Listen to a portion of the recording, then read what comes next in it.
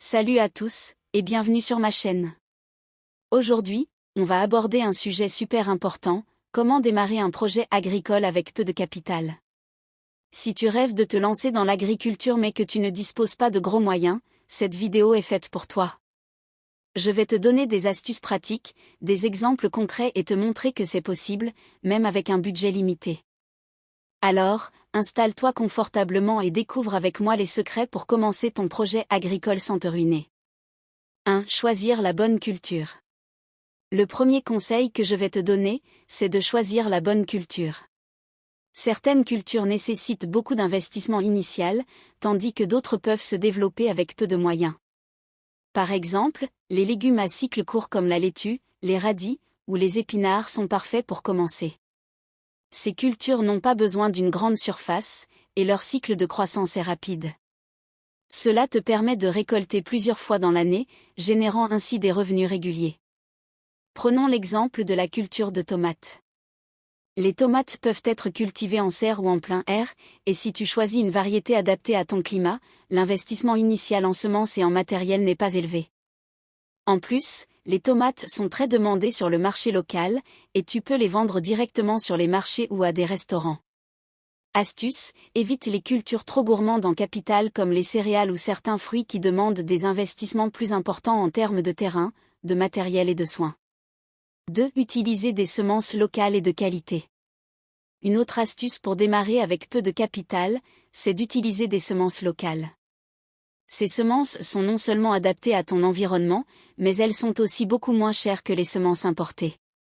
En plus, elles sont souvent plus résistantes aux maladies et aux conditions climatiques locales. Supposons que tu veux cultiver des légumes comme la tomate, les poivrons ou les courgettes.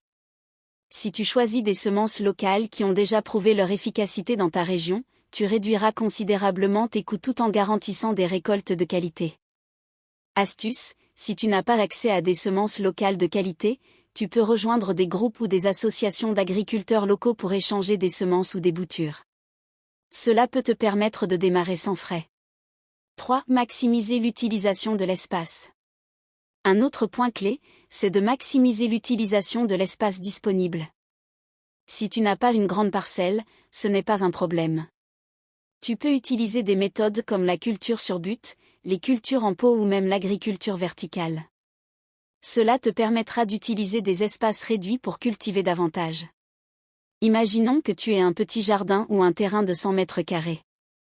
Au lieu de cultiver en rangée traditionnelle, tu pourrais aménager des buttes de culture, ce qui te permet de cultiver plus de plantes sur une surface plus petite tout en améliorant la qualité du sol.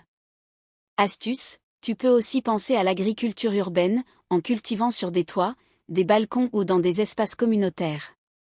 L'important est de penser en termes d'efficacité et d'exploiter au maximum chaque mètre carré disponible. 4. Réduire les coûts grâce aux méthodes durables. Les méthodes agricoles durables sont une excellente manière de réduire tes coûts de production. Par exemple, tu peux pratiquer le compostage pour nourrir tes sols au lieu d'acheter des engrais chimiques coûteux. Le compostage permet de recycler les déchets organiques et de produire un fertilisant naturel pour tes cultures.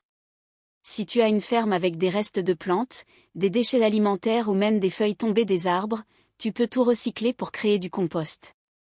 En plus de fertiliser ton sol, cela réduit tes coûts, car tu n'as pas besoin d'acheter des produits chimiques.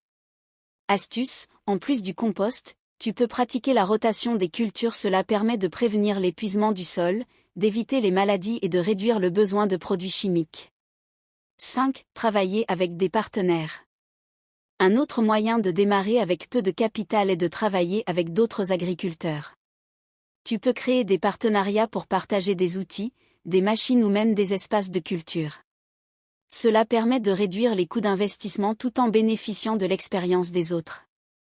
Imaginons que tu veuilles acheter un tracteur, mais que tu n'as pas les moyens. Tu pourrais t'associer avec un autre agriculteur qui a déjà un tracteur et partager l'utilisation de cet équipement. Cela te permettra de bénéficier de cet outil sans devoir en acheter un toi-même. Astuce, tu peux aussi rejoindre des groupes d'entraide agricole ou des coopératives pour partager des ressources, acheter des semences en gros et obtenir des prix plus avantageux. 6. Vendre localement et diversifier les canaux de vente. Une fois que tes produits sont prêts à être récoltés, il est essentiel de bien les vendre. Pour ça, commence par des marchés locaux, des associations pour le maintien d'une agriculture paysanne, ou même des ventes directes à la ferme. Ces canaux de vente sont souvent moins coûteux que de passer par des distributeurs ou des supermarchés. Prenons l'exemple d'un agriculteur qui cultive des légumes. Il pourrait vendre ses produits directement à des restaurants locaux, sur un marché ou en créant un abonnement avec des clients réguliers qui viennent chercher leur panier de légumes chaque semaine. Cela lui permet d'obtenir un prix juste tout en fidélisant ses clients. Tu peux également diversifier tes sources de revenus en transformant certains de tes produits en produits dérivés, comme des confitures, des conserves ou des sauces. Cela te permet de vendre des produits à valeur ajoutée et d'augmenter tes marges. Voilà donc quelques conseils pour démarrer une ferme avec peu de capital. Comme tu peux le voir, ce n'est pas une question d'avoir un gros budget, mais plutôt de choisir les bonnes stratégies, de bien gérer tes ressources et de travailler avec les bonnes personnes. L'agriculture demande du travail, de la passion et de la patience, mais avec les bons choix, tu peux réussir et bâtir un projet solide.